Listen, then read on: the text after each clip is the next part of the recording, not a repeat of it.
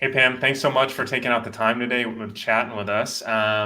Before we dive into the bulk of the podcast, can you tell us a little bit about yourself? Yes, absolutely. Thanks, Peter, for having me on. And for those of you listening, hello. Hopefully, I can connect with you one day. It's always so weird when we don't see our viewers or listeners, right? That's true. That's true. They're out in the abyss, and there's a lot of them. You don't know exactly where they're at in the cycle of their life. So Yeah, yeah. yeah. Well, this is amazing. So, thanks for having me. So, I'll give you guys a quick background on me. I'm a former aerospace and mechanical engineer. So, I used to work for like Boeing, Lockheed Martin, Northrop Grumman, you name it, been there. Did it for a good 10 years. But before I quit, I kind of started to have a little bit of a revelation, so to speak, of just like, hey, I don't think I want to sit in my cubicle with my 4 monitors for the rest of my life because Yeah. unfortunately, while I got to travel on the company's dime, got to work on super cool projects, the time was just killing me. It started off at 8 hours a day, then started to increase to like 14 hours a day because I was managing teams in India, Singapore, and France. So you can imagine I'm in California and I have to like wake up super early to catch that, to catch the other group and stay super late to catch the other group. So my thought was, if I'm going to have a family one day, I'm never going to be around. And that didn't sit well with me. So Mm. I started looking for different ways of, at that time, I didn't know it was called like retiring early or financial freedom, whatever the terms are these days. I just thought I have to find a way to work when I want to work, how I want to work, so that I can call the shots when I feel like it. So For that was sure. kind of like Pam's rudimentary thought process at the time. So fast forward, I would spend like, weekends reading at Borders or Barnes and Noble, just looking, researching, finding something that was like sparking my passion. To be honest, in the investment section, it was all stocks and stuff, and I do not like it. So it was so dry and boring to me. I know it excites others, but not for me. But the book that stood out was called Commercial Real Estate Investing for Dummies by Peter Harris and Peter Conti. I wrote it, I read it cover to cover, loved it so much, decided to reach out to Peter Harris, who was a former engineer as well, and Oh, asked him to really? be my mentor because it felt like he was talking to me at a coffee shop when I was reading the book. Like he spoke my language, if you will. Yeah. Everything was explained perfectly. They talked about all the different assets, and I fell in love with multifamily. And I Okay. thought, what better way than to pseudo stalk my future mentor and ask him to mentor me. Back then, the internet wasn't as prevalent. I'm not trying to date myself out there. I'm forever young, right? Yeah. But it wasn't easy to just like, hey, Google where Peter Harris is. Is he on Facebook or whatever? No, I had to like write letters, things like that. So he was very instrumental for helping me out in buying my first property. He became my Okay. mentor. Thankfully, he said yes. Okay. Um, and I was able to quit my full-time job in like 2.5 years. That was not part of the plan. My plan was like, okay, in 5 years, I'm going to do the side hustle, buy properties left and right, get my syndication business going, and then step away from working for the man, if you will. Yeah. But it all went well. So I said bye earlier than I thought. And I was so thankful for that. So that's kind of my background. And then fast forward to today, I've been doing my business for about 10 years now. We own about, I don't know, give or take about 100 units. Always looking to acquire more with all my investors. But I spend like 80% of my time giving back now, which Okay. is so wonderful and fulfilling. So I volunteer with Crew Network. Okay. I sit on the board. There's one of 8 of us managing or overseeing like over 12,000 members. So that's fun. I get to kind of mentor younger women or, just help women out in trying to come to commercial real estate. And then I also just accepted a pro bono role with Cal State Fullerton. So for those of you in California, in Southern California, I'm going to be the director for the Center of Real Estate. So that's super fun to do. Congratulations. That's awesome. Thank you. So yeah, Yeah. it's like changing so much. If I had met you 2 years ago, I'd be like, yeah, I'm just chugging along as a syndicator. Then the pandemic hit, and now it's like snowballing into all these wonderful things. And then I have a Yeah. book coming out this October. So yeah, there you have it, Peter. All in one, all about me. Just in 5 minutes too. That was that was a deep dive in 5 minutes. So okay, so let's go back a little bit. You said 2.5 years ago, or 2.5 years it took you to quit your job. So how long ago was that? Oof. So that was what, over 10 years ago. Okay. About 12 years ago, I want to say. Okay, awesome. And then you've been investing for 10 years? Like about 10 to 12 years now, been continuing, challenging myself to just, the numbers work, they work. This is what I love about multifamily on the commercial side, not on the residential side. It's just, there's less emotions. It's more about like the numbers have to work for you and your investors. If they don't, you shake hands and say good day and you move on. Yeah. What for you?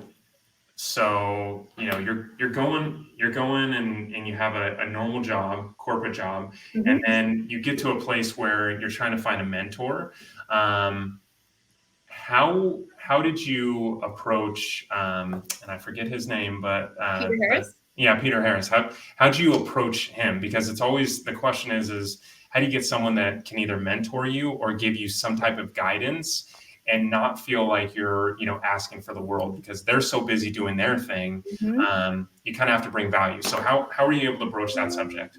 Yeah, that's a really good question. So before I could even get Peter Harris to even say yes, I had already started exploring local real estate investment clubs, if you will, near me. I was in San Diego at the time. Okay. And so I would just kind of go see who's out there, who's like a so-called guru, or maybe attend, seminars, networking events, just to kind of get a feeler. What I learned from that process for me is that I realized not everyone is everyone's cup of tea. So I went towards someone who had a familiar background because I knew that if he was going to teach me, he would know how my brain works on the analytical engineering side. And so that's why I chose him out of everyone else. Okay. And how I did it was after reading his book, I started searching the publisher's information. Then I was like, okay, let me find where Peter Harris is. And I kind of went down that rabbit hole and would send him letters. Okay. Eventually, I got a hold of his email, then sent him an email, and then I found his website. I mean, it wasn't as easy as it is now. Yeah. That's what I try to explain to people. But back then, it just took a little bit more time, if you will. Yeah, more effort. Yeah. And so eventually kind of went down that route and then like had a chat with him. And here's the one thing that I always tell like my mentees is just, you're interviewing them as well. You need to know they're the right fit for you. So when we had our first chat, it was just more of like, can I get along with him? Is he going to be the one who's going to help motivate me, even though I know I have to do all the work? But you want to have that partner that you kind of jive with. And so I always tell people, go with your gut feel. And so that's kind of what set the stone for me of just like, okay, it's him out of anyone else. But it does take time. And I always encourage people to just don't follow the crowd. Don't just like, oh, this person's going with so-and-so, I'm going to do that. You have to find the right fit for you because everyone has dealt with different cards in their lives, right? So we come from all different backgrounds. Okay. And I agree with that too. And so was he at least applauding your efforts? Because usually someone probably tries one email and then gives up. You were sending mailers. You were sending. You found his email, then found his website, and everything like that. So at least that was a testament to your grit to finally get a hold of him, right? Yes, and I think he saw something in me that I didn't even see in myself when I talked to him. One of his first comments was just like, okay, this is going to be a tough field. You think engineering is all male dominated. Let me warn you that it is kind of the same here. So if you are okay with that, you can't be a wuss. That was really what if you're going to jump into this, go all in. And I was like, all right, let's do this. So I'm thankful for that because he gave me a realistic warning of just like, hey, everyone thinks that like all of a sudden you buy real estate and you're just like super wealthy. And it just happens like bada bing, bada boom. I'm glad he kind of warned me realistically of like, that's not how it works, but you have to work hard towards it. So that's kind of why I stuck with him because he spoke my language and he saw something in me that I didn't even see it myself at that time. And I think that's a testament to a really good coach or a mentor. And like, even for me, when I've had people ask me throughout the years of just, can I take them on? And I have to be honest, I'm not like Peter Harris because I don't want to invest that much because there's so many people who just like skip out after a while. And to me, if For I'm sure. investing in them, I want to see them succeed. And so I'll take a few on, but I put that caveat out there too of like, you'd better try hard and please don't let me down too. I'm like Yeah. setting aside time out of my day to work with you. Kind of like what you said, right? It's like everyone's so busy. So we have to honor our time with one another. And that was something that I wholeheartedly believed in with Peter. So I always showed up on time. I always did all my homework that he asked me to do. Never for once tried to take advantage of his time. Yeah. And was he in a position to take on, a mentee? And Mm-hmm. okay, so he was. Was He he was. act was he actively coaching anybody, or was it just it was kind of happenstance? It was kind of serendipitous that you guys, I think it's a mix of both because I think okay. he was starting off, or maybe he was already doing it, but he probably was coaching others too. I never asked, but like if you are trying to reach out to him today, I know it's like you can't even really get directly to him yet. It's like he has his whole team, and then Yeah. you get there because his business has grown tremendously as a testament to how great he is, you know? So I think I lucked out at that time about 10 to 12 years ago where Okay. he was still able to like, I guess I could squeeze you in. Let's see what you're all about kind of thing. So I'm thankful for that. Was he, and that's super huge because, sometimes you see people on podcasts and then you find them on, now you can find them on Instagram, Facebook, and they have a lot of followers and you can't even get in touch with them. And then it gets a little bit intimidating. Mhm. So can you at least speak to that? How, to kind of push past your fears, because you have one person that just says, you know what, I can't talk to him. I'm not going to be able to ever have a right conversation because they're always going to look down on me. Mhm. But you had this, idea that it was like, okay, well, I can talk to Peter Harris. I can definitely have an intelligent conversation, and I can show him my enthusiasm to get from point A to point Z. I just have to get in contact with them. What drove you to say, you know what, just after one letter and he didn't respond, and also my intimidation of him writing a book didn't stop me? That's a really good question. And I think a lot of it is the internal monologue or dialogue you have in your head, right? Yeah. And I get it because like you often, when you're starting off, you're like, well, I'm a nobody. I don't know anyone. How the heck am I going to get anywhere? Right. I went through Yeah. that as well. But I think for me, I fell in love with the subject so much. I was just like, what do I have to lose? I'm like a dog to a bone. I was like, I don't care if he says no to me, but I need to hear him say, Pam, no, I can't Yeah. mentor you. So that's more of my, I guess, I don't know, is it my personality? I'm that type of like, I'm going to dig through until I've turned all the stones, so to speak. And then I know that you know what, I tried my best. It didn't work out. Then I move on to my second choice, if you will. Uh, Yeah. so I think that's something that for everyone, I get it when you're going through that. I think you just got to believe in yourself first and foremost of like, maybe small steps. Just say, hey, maybe they didn't reply back this time. Okay, well, maybe check in 30 days or something. So Yeah. have kind of like a game plan so you feel good about it of like, you know what, I tried it 3 times already, did all that, didn't work out, wasn't meant to be. Then you move on having that inner peace of just like, I did try and it's going to be okay. So, That's Yeah, that's no, that's good advice. Because, like in life, like you going into, commercial real estate, you actually saying, okay, well, this is my game plan getting there. mhm. You also put a game plan towards it, everything else that you do, probably as you get in as an engineer, you took the steps to put a game plan together. Uh-huh. Um, And well, it never goes as planned, as you probably oh realize. yeah. Yeah, yeah. You think Sorry, you're didn't gonna mean to interrupt that part. no, no, you're good. I mean, you probably think that you're gonna get a hold of them in 6 days and it takes 6 months, you know what I mean? So Exactly. So have those expectations. Well said right there. Because I mean, it's hard for me to think back exactly to the details of like how long it took for him to get back to me and yeah. things like that. But just be persistent. Is really what I tell people. But obviously with respect, you don't want to be like truly stalking someone Yeah. or like calling the cops on you. Yeah, yeah. You don't want to overstep your boundaries where you're Yeah. showing up at work, as you're like, bringing them lunch and you're like, how'd you know I work here? So yeah. Well, so for you, after you met him, what was the catalyst to get to your first deal?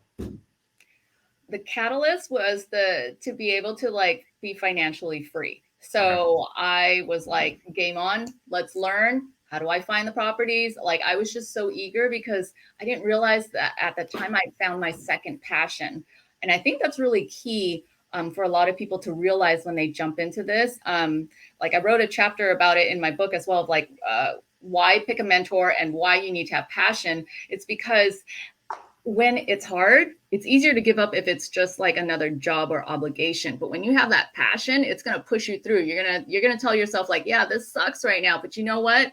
I see the light at the end of the tunnel. I'm going to go for it. So that's the biggest difference. So for me, that catalyst was just like the taste of it, of just like, oh my gosh, I can get there. Buying the first property is the hardest. Once you get that first property, I'm not saying it's going to be like 5,000 times easier, but it gives you that level of confidence. So you could be like, hey, I can do this. And so that's, for me, it was just that. It was just the taste was so close. And he helped me. And then I got my first property and I was like, all right, let's do this. I love it. I'm going to keep going on. Yeah. So let's talk about as you got your first property and stuff like that, and it was that financial freedom. Well, what about quitting your job? So that's a lot of people struggle where, it's like, okay, well, I want to get away from this job, but then where is that balance where you're like, okay, well, hey, I'm making X amount here, but I may have to make a little bit less, or maybe I'm making eventually equivalent, but now it's nice to have two incomes. When I lose this one, I'm going to have to really, subsidize, in another area, getting another deal or something like that. So talk me through when, after 2.5 years of investing, that you got to a place where you said, I can leave. Yeah. Okay. So that is very subjective, right? To everyone's, I want to say, investment risk comfort level. For me, so when I teach my multifamily classes, like one's coming up, I have a multifamily summit on October 15th in California. But I'm teaching, it's going to be in person, 4 hours. But I talk at length about that of here was my game plan and you can take it and improve upon it. But what I did was I calculated all of my expenses. And so for me, when I met my expenses, I was like, score, I can now quit. Mm-hmm. But I think here's what you're alluding to is some people are like, well, if I continue to work while also doing this side hustle, maybe I can grow the capital faster. What I'm going to say is that it's very subjective to you. For me, I was like, let's rip this Band-Aid off. I'd rather fail now than later, meaning like I was going to jump ship sooner because at that time I was single, no kids, had a boyfriend. So, I mean, no obligations yet. So I was like, now's the time to do it, to take a leap of faith. And I thought, what's the worst case that happens? I crawl back with a tail between my legs and I say, hey, engineering boss, can you take me back? Or go to a different engineering company, right? So that was more of my motivation of just give it a shot. But to me, when I was able to equate my expenses, I felt like, you know what, I'm going to have to jump ship. Just give it a try. And so, of course, when you jump, there's all those fears of like, well, I had a cush job, or maybe I had benefits or things like that. You can't linearly equate them, is what I tell people, because when you're running your own business, it's different. So have a strategy. Don't just like take the leap of faith with no plan. I'm if you can guess by now, I'm a planner, very systematic in how I approach things, even though nothing goes as planned, but it's like my guiding North Star, if you will, right? It helps keep me corralled and focused. And that's what helped me a lot. And in all honesty, it took about 2 or 3 properties that I had acquired while working full time, having no life, so to speak. And then I was able to step away. So I had extra, but it wasn't like, what do I hear a lot of? Like, before you quit, have like 6 to 8 months of your emergency. No, I was nowhere near there, but I had a buffer. Like I factored in my expenses to have like my $5 Starbucks lattes every day. Like that made Pam happy. Little things like that. Well, that's good. I mean, you going back to your core values, you have the plan set in place to be able to, be set up for whatever you want to do in life. Find a mentor, get out your W-2, find the first deal, all those types of things. When you were looking, so let's transition to like, as you're looking for deals, as you're looking for that buy box on your properties, what were you looking for? Like, what type of properties? All across the United States, one specific market? How'd you tailor that? Yeah. So when I first started as a newbie, I looked in my own backyard just because, when you're learning like a new language or something new, it's just so overwhelming, right? You're like drinking from a fire hose. So I thought, you know what? If it's within 20 minutes radius of me, I can at least drive there, physically see it, do a surprise visit to my property managers to see if they're doing the right stuff. So that was me, what I did. So my first property was within my area. Then I was like, okay, let's go. We can go to any state. Now at that time, I wanted to be close to the West Coast just because I'm lazy with traveling. And and I was in San Diego. Who wants to leave San Diego? At least for me, I'm a brat with the weather. So I was like, well, if I'm going to go out of state where the numbers make more sense for my investors, I still just want to fly within a day's worth. So I focused mostly on the West Coast, started buying in Washington State, Oregon, Nevada, Arizona, you name it. I kind of stayed in that pocket. Nowadays, I'm all over. I'm looking all over because I don't mind. But initially, I just kind of like crawled, if you will, just my backyard first, get comfortable, then went out of state that was nearby enough. And then now it's like, okay, sure, wherever. Like, it's all good. Yeah. Okay. And to build up capital, I know you mentioned syndication before. So what are you doing to get your deals to fund them? Yes. So I raise capital like mad. That's what I do. Initially starting off, I call them sideliners. They were probably more skeptical, which I don't blame them because I had a 0 track record. But you continue practicing that skill. So that's what I still do. It's been a blessing. And now that I've had a track record for a while now, and I've taken care of our investors pretty well. It's by word of mouth, which I love.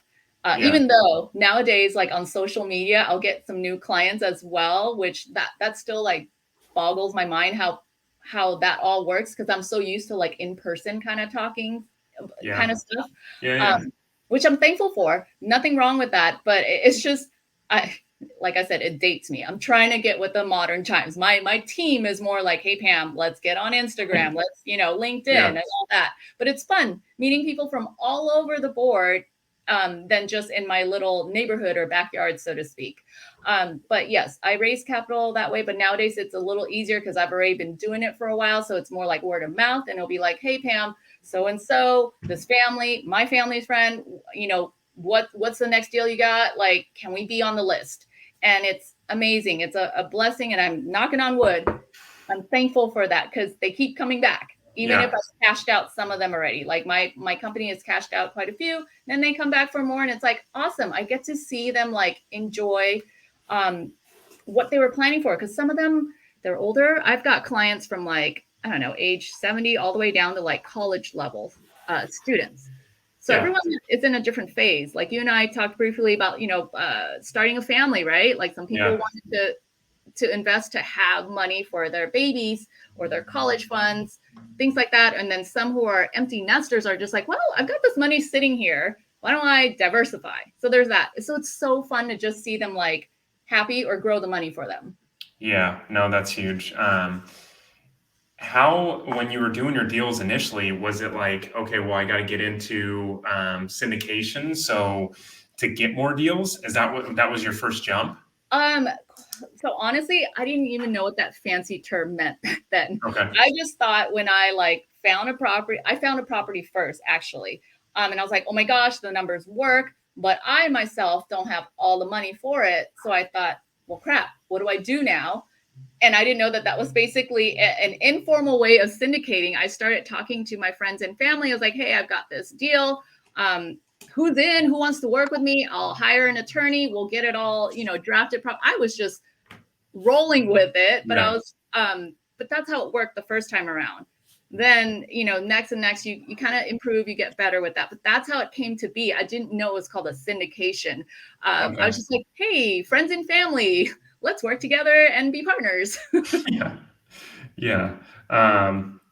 that's huge. I mean, I know it's always like, okay, well, everybody wants to do their own capital because they don't want to deal with, the bigger, challenges of getting money together and stuff like that. So I think syndication is at least a lot of people's avenue, or at least, partnering up on deals and everything else is, everybody's typical avenue. What are some barriers that you faced with doing syndication to get deals? The barriers, I think a lot of it is more internal, because in the beginning I was I guess I should share this with everyone. I grew up poor, so not ashamed of it, but hey, we're all dealt with different cards, right? I have immigrant parents who immigrated here, but I grew up like we didn't have a lot of money. So that mindset was really hard for me to push through, from that scarcity mindset. But I think a lot of it was internal, because I initially kept saying, well, I don't even have enough money. Like, how can anyone have enough money? I'm around people who might not have enough money. And I thought, to hell with that. Eventually, it took time of just like, I'll never know if I don't put myself out there of like, here's what Pam wants to do, and I'm going to do it, and I'm going to keep talking to people about it. And that's, I guess, the change in the mindset that really helped. And you touch on something else a little bit, Peter, is that some people do have the capital. But I always advise people who do have all the capital to just learn to cultivate and grow their skill set in raising capital. Don't put it all in, because then you're like fully leveraged. And I'd rather split the expenses between us, because we grow farther together than just solo, right? Like when you're short a month or two, that's going to hurt you the most, because you own it 100%. But if you own like, I don't know, 25% of it, at least you share those costs, so to speak. Yeah. You share the costs, and you can at least, if there is a deal that you want to do on your own, at least you have some capital that's on the sideline that you can utilize for that deal, right? And so that's nice too. You spread the wealth, and then also you build confidence in those people that are looking to do other deals with you later down the road too, because you're building that rapport with those people consistently. Like, hey, I'll continue to bring deals to make that happen, to make it make sense for you to keep investing with me. Correct. And I think that's probably the biggest secret sauce of it all, is right there. It's rapport. You have to like who you're working with. So, and that's why I always tell people all the time, find the person who's your cup of tea, because there's that trust, ingredient in there already. So rapport is built on trust. And if you don't like them, why would you trust money with them, right? Just because you make buku money for others, it doesn't matter. You're not going to trust them. So I think that's the biggest secret sauce of it all, is that you need to find I call it the A team, meaning like your own team of people that you trust, like almost like your own board of directors as you're going about doing your business. But then also at the same time, when you take on investors, you're also interviewing them too, to see if they're the right fit for you. So I always tell people, be choosy. I'm of that camp. I mean, some people will take anyone with money and is breathing, fine. Do you, it's all good. But I'm a little choosy, because I'm invested in seeing them being happy with whatever their financial situation is. And I think at the end of the day, we all like to work with people we like, right? I mean, it's not really about the properties. It's really about like, hey, I did a deal with, my buddy who I've known for over 10 years. That feels so much more fulfilling than like, we did one transaction and that was it.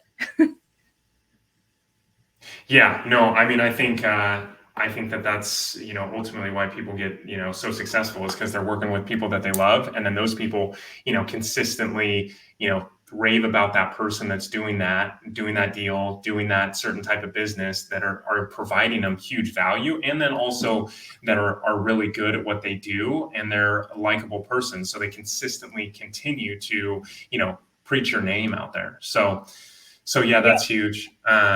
Quality over quantity. That's basically what it is. Quality over quantity. For sure. Yeah, because if you're doing quantity, you're realizing too, you run into a lot of roadblocks that you've never even thought about, and people bring in a lot more baggage than what you expect. And sometimes that baggage can be, something where you get, in a lawsuit, or the list goes on, for sure. You're so right on that. It sounds like you've seen it or dealt with it yourself. Yes. And that's kind of what I don't want to have to deal with. I mean, life is hard in general already for everyone, right? So it's like, let's pick and choose who we want to work with. Yeah. Like who's out there that's actually doing this stuff, that's making the work easier, or making it, lighter versus harder. So, how for you, what's your typical property that you're buying for these, for the people that are throwing money in? Yeah, so 50 units and above right now. Okay. I'm looking all over the board. Initially, I was going for 100 units and above, but the market's a little a little bonkers in general, but I think it's, it's gonna, well, I don't have a crystal ball, but this is Pam's opinion that it's gonna change. I've already seen it with certain things, certain different areas. They're economic indicators of like changes in the market. Whether that trickles down fast or not, that's a different story. But 50 units and above, still looking. As a matter of fact, my team yesterday just sent me 3 deals to kind of like, okay, before they run off and try to get, put an offer in. So we're still looking, even though the market is nuts. You just have to hunt a little harder, and that's okay. But I think like, since real estate is so cyclical, you just have to have a strategy for every part of the curve. And I think a lot of people forget about that. It's, just be smart about it.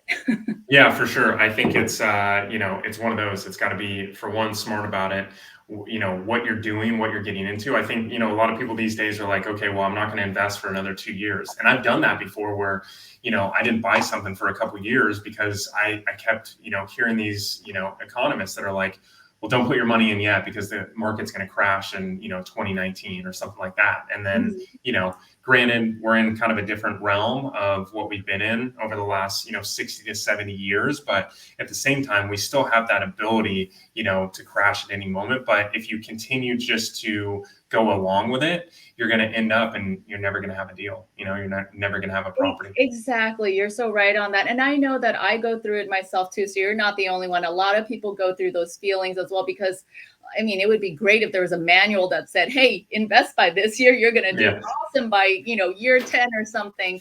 And I think that's part of the excitement of life as well. But the best thing you can do, in my opinion, is like, if you want to fast track it, get a mentor. If you don't want to fast track it, that's totally fine too. Just spend a lot of time like exploring and learning and really honing in on that craft so you can make like the best educated guesses as much as possible, and then building your team, because you're going to have to trust them with their skill set too. And I think that's the beautiful part of it, of why, like, I think I realized, aside from my technical nerdy brain, I really fell in love with like real estate because of this, because every deal is different. It's not cookie cutter. And then every set of people that we bring in, whether it's our investors or just the group of folks we work with for that particular deal, it's all different. And I love it. Me as Pam, like, I love the activeness of all of that. Now I have some investors who are like, here's the money, just give me what I want. I don't care. I don't want to know. And that's totally fine too. So I think a lot of people just need to really do a self check of like, how hard do you want to work? What are your skill sets? What can you bring to the table? And maybe, just carve that path for yourself. For sure. Yeah. No, I think that's huge. It's, be able to, deviate from, what other people are doing, and then also dive into, something that's going to be, profitable.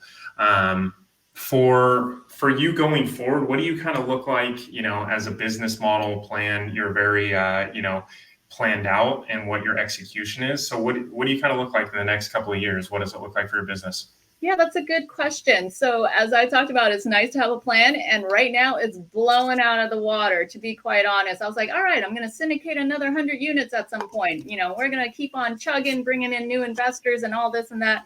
Well, now I'm publishing a book this October. That was not part of the plan at all. So that's coming up. So we're working on actually building that into next 2 years plan of just continuing to travel around the country and actually teach multifamily investing, the basics and all of that, to different cities, and then kind of doing a book tour, if you will. So that was not part of my plan at all, but I'm thankful for it. And I have to thank my publicist and my marketing team for that. So that's the next few years. While at the same time, I still have my acquisitions team. We're actively still looking.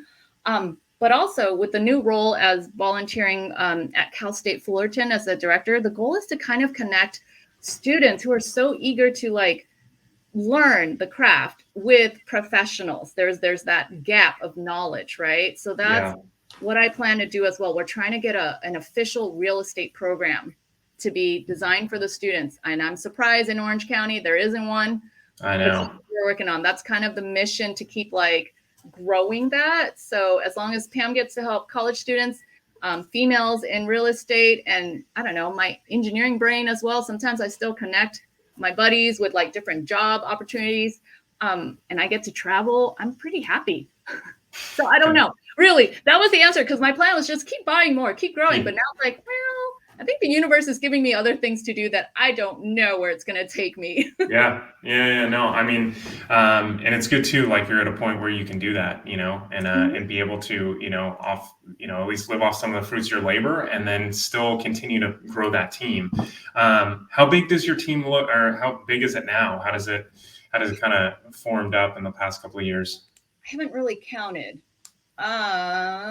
because I have property managers at each Okay. site, but I've trained some from scratch, or some I hire as like a consultant. So it's a mix, maybe under 20 total. Okay. I want to say like the hardcore ones that are like more working long-term than just like part-timers, I think. Yeah, that's a good question. No one's asked me that of all my podcast interviews. I love it, Peter, because it makes me so excited when it's something new and different. Okay. Yeah, so I have around there. And yeah, I'm not sure if I want to grow more or not. We'll see. I'm like super excited to just try to be living a fulfilled life in the simplicity of it, because I have 2 kids, and so like every day I walk them to school, and that's a pure joy for me. I know for a lot of you guys out there that might sound super boring or whatever, but we're all in different phases. Like for me, that makes me happy to be able to say, yeah, I don't have to work right now. I can walk them to school. I can go do some errands at Costco or whatever, come back, pick them up. And then if I feel like working, I can work. And I have my assistant and my team who are like doing all the work in the background. It's what makes me happy. And then we get to travel when we want to. So Yeah. That's kind of where I'm at right now. So eventually I know I'm going to slow down. I just don't know quite when yet.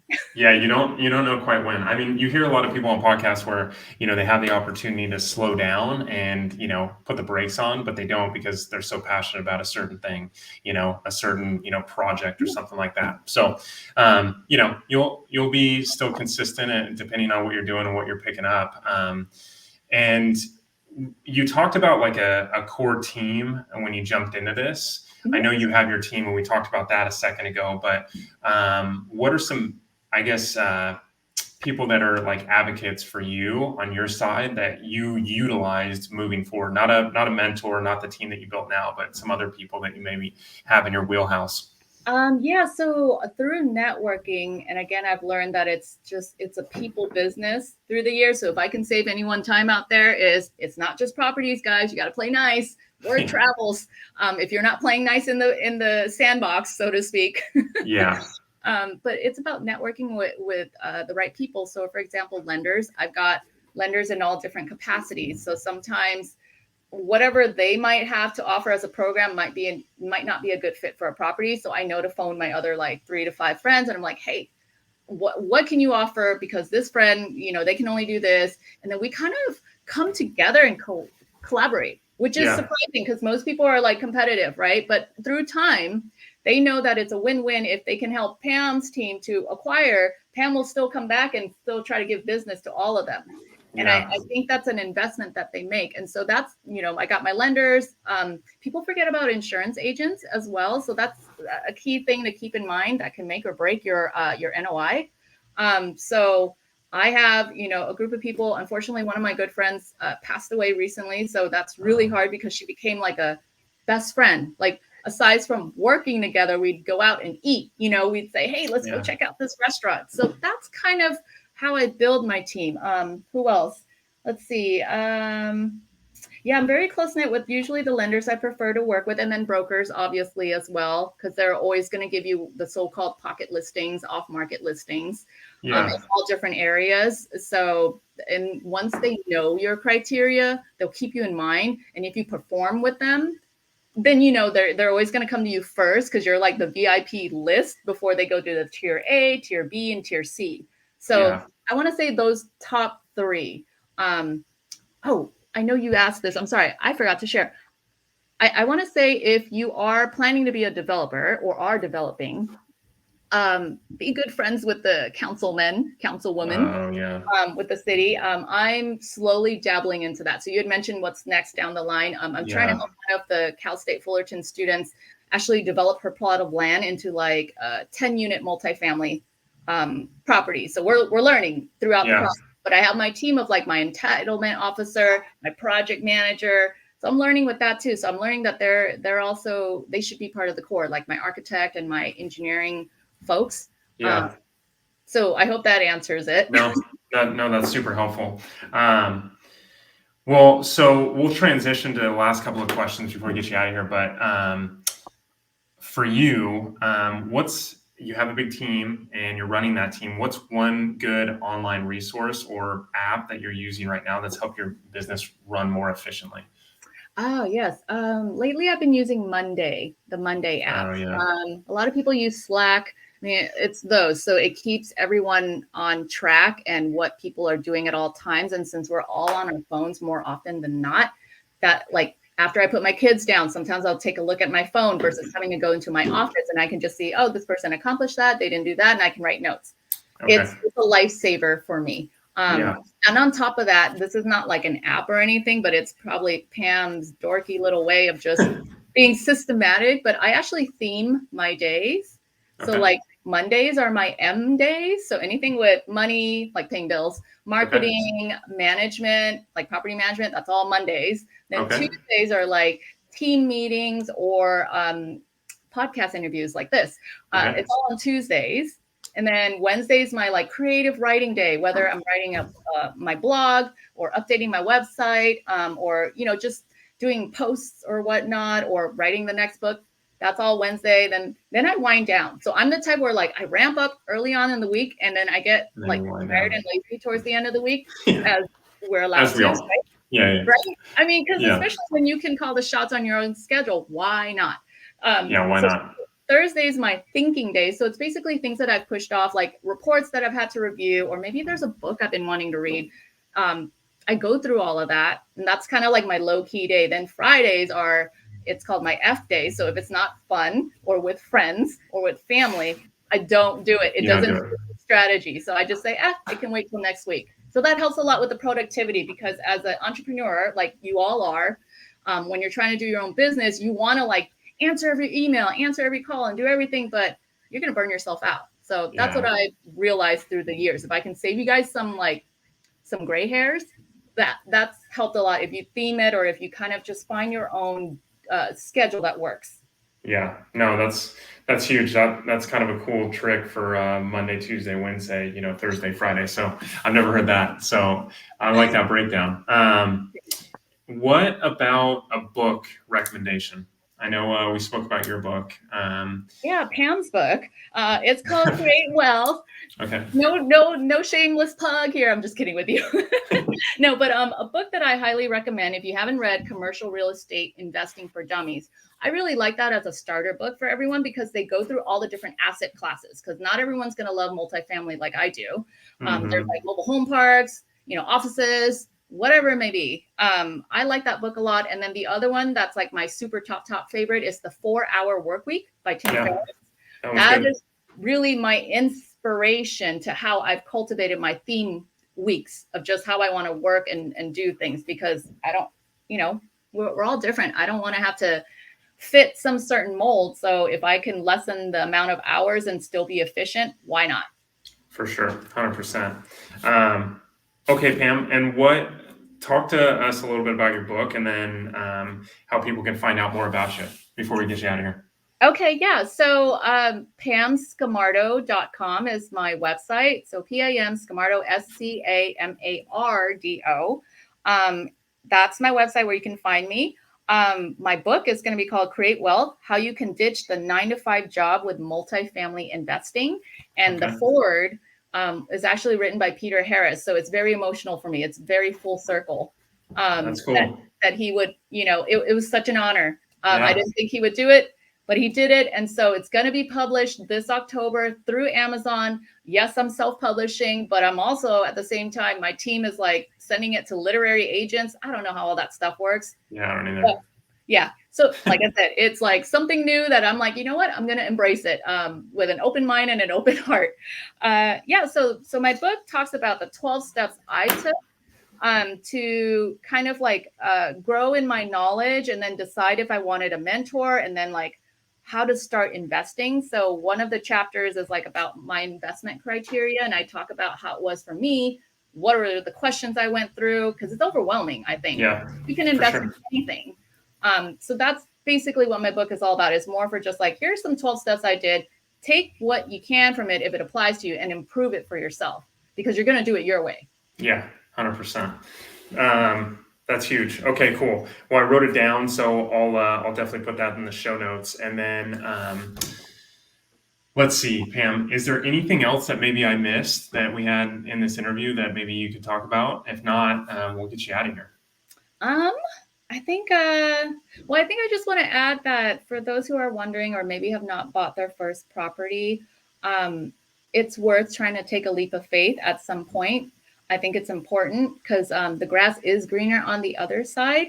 I truly think so. Yes, you're going to stumble along the way. The more you embrace the failure, the better you'll get at it, because nothing is perfect. No. And I think what's important as well, as you've mentioned, Peter, that it's just about talking with people, honoring people, respecting people as you do your business. And I think having that integrity, it helps you like become way more successful than you could ever dream of. Because like you said, word spreads in a good way. And when you're helping others and serving others, sometimes before yourself, it just comes back tenfold, and it's amazing. Like, I mean, and I'm probably sounding so sappy today, so I apologize to all. No, you're good. Oh my God. These are golden nuggets. Yeah. I mean, like, to me, what really like just was like the nail in the head of like, this is why I love what I'm doing is because during the pandemic, I got a card in the mail from my property management team. The tenants they got a card and wrote a nice card of just like, hey, thanks so much for coming out with all the PPEs, like, giving the kids iPads so they can connect with school when it was a state of flux in the beginning of 2020. And they don't know that I'm the owner and our investors are the owner, but to just get that card. And I remember like having a group meeting. I was like, guys, this is a card of people saying thank you. Like, this is what matters. This is what I do. Like, I love this kind of stuff. So not that we get cards from all tenants, but that's. No, I know what you mean. It's just like, it's just, makes my heart bigger. No, that's huge. That's a good story. Just basically just continue on, people. You're never gonna have the right answer. Oh, and one last thing as well is, let's see, my husband and I, we met a couple that kind of started off around the same time as us, but like 8 years later, they were still doing the same circuit of like networking around. So don't be that. At 8 years, at least, please cut the cord and go try. That's all I want to say, at least sooner than that. But yeah. I agree with that. 100%. Well, that's cool. That kind of reminds me what that story that you just gave is that book, The Go-Giver. Have you read that book? No. Oh my gosh, I'm going to add that. Yeah, that one's good. Love reading. Yeah, that one's good. Well, cool, Pam. Well, this has been inspiring, especially you being able to leave your job, your W-2, and get out there and continue to do what you did, and then also find that mentor. Being super gritty to find that mentor. That's awesome. I appreciate you, and hopefully we get you on the podcast soon again. Hopefully your book sales go quick. Oh, thank you so much for having me. It was such a pleasure chatting with you, and good luck to your stuff too. So thank you so much. Right. Okay, will do. Thanks, Pam.